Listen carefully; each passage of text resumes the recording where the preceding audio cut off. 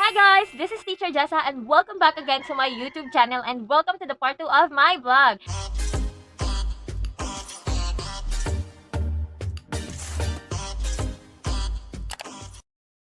So yung part 1 guys, ito siya. Yan, so I hope mapanood nyo muna siya bago nyo ito panoorin para mas maintindihan nyo what I am trying to say here in part 2, diba? So ayun na nga guys, going back. So from being a part-time call center agent to full-time call center agent, maraming nagtatanong sa akin, what are the requirements that they need to provide when they want to apply as a part-time or full-time call center agent here in our company? Usually guys, if you're going to apply here in our company, so I think more of us are TSR or Technical Support Representative. So we are assisting our customers on how to. So whatever they ask on how to, let's say how to sign in, how to troubleshoot, how to cancel, how to refund, just like that. So those are our jobs here in our company. But I don't want to be a spoiler. So yun lang yung mga basic na I can share to you guys. But internally, I cannot discuss anything. What are the things that you need to have before you apply here in our company?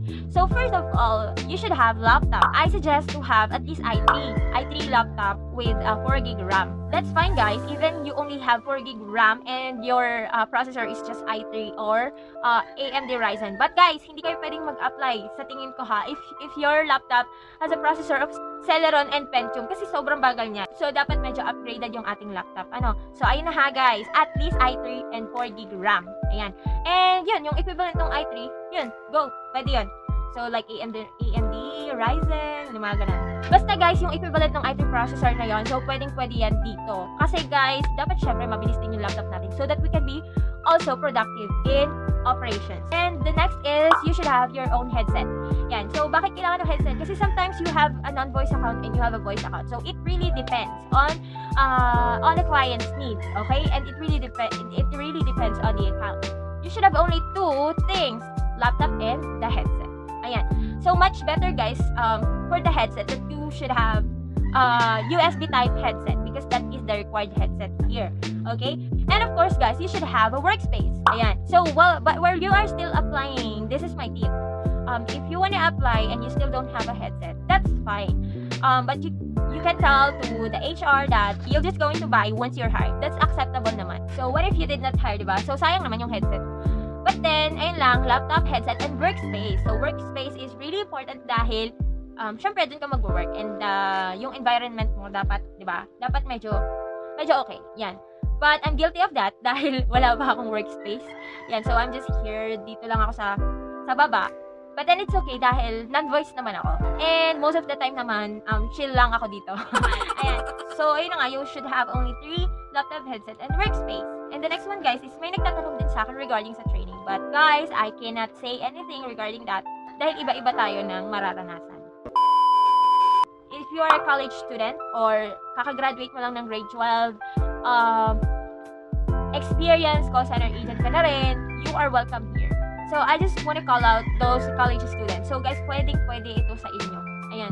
Because I have teammates na college student pa lang, but then nandito sila sa company namin. So, napaka-generous, napaka-bait ng company namin because they are accepting college student even if it's work from home. Ayan. So, guys, if you wanted to apply for your college student or graduate ka man or you want to shift into this career, yan, as a call center agent, you are welcome here. So, what is the basic requirements for you guys? Guys, confidence. Yan lang guys, confidence. So, confidence lang for you to get a job. So, confidence in speaking English, confidence in answering questions in the interview. Because when you get in, guys, nako, pag nandun na kayo, kahit agent or tenured agent pa kayo, hindi nyo naman alam lahat agad, diba? So, same lang. Basta maipasa nyo yung interview, edi goods na kayo doon. So, ayun. So, I know may manghihingi sa inyo ng tips for the interview, guys. Ayun nga lang, just be confident lang because if you confidently answer the question, I know na makakapasa ka dito.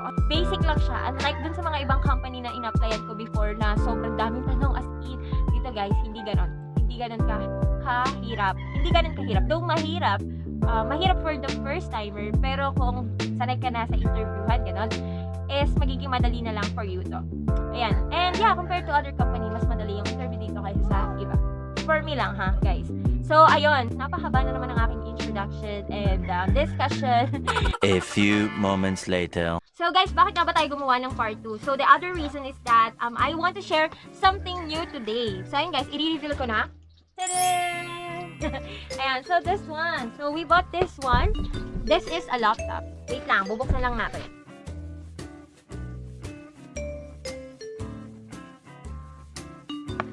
Ayan guys, so we bought a laptop yesterday.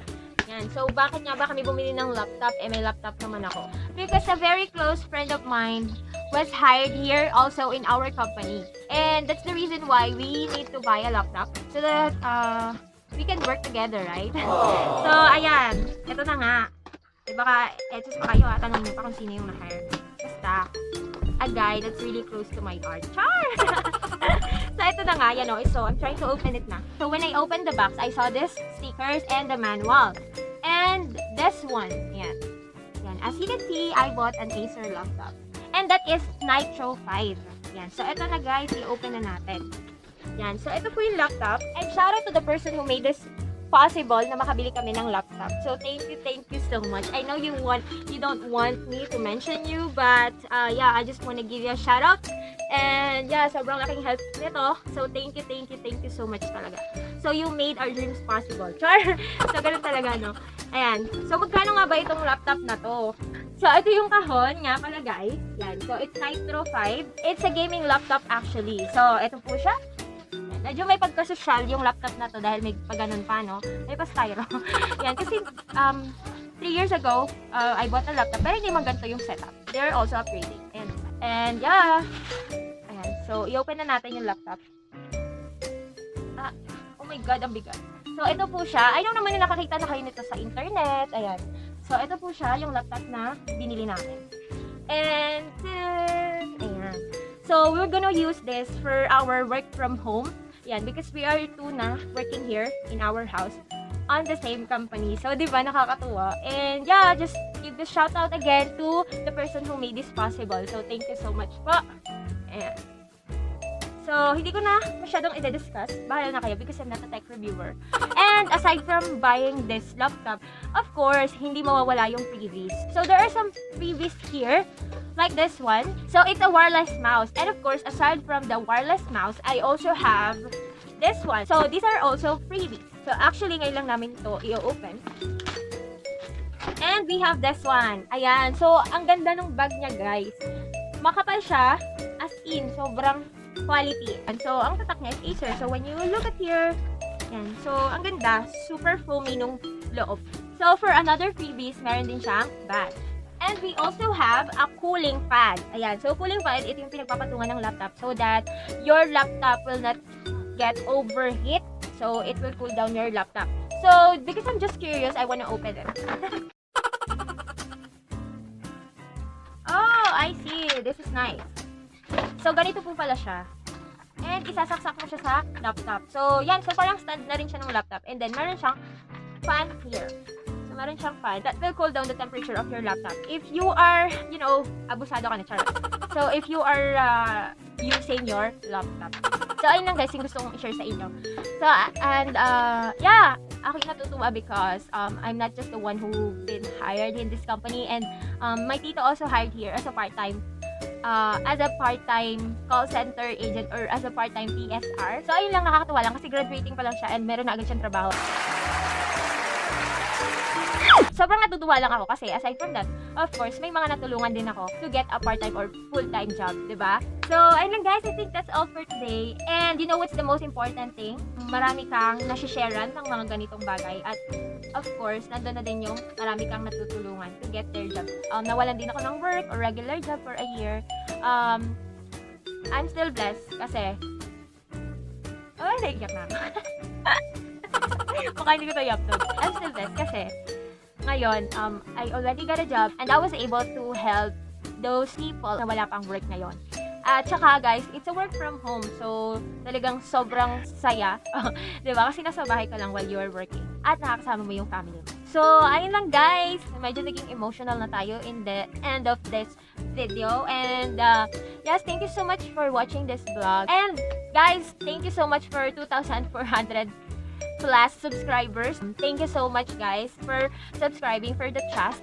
And yeah, marami pa akong i-share sa inyo in the future. Sana ay mas marami pa akong ma-refer or matulungan for them to get a work from home, part-time or full-time job. I think that's it guys. Thank you so much. Again, this is Teacher Jessa and see you on my next vlog.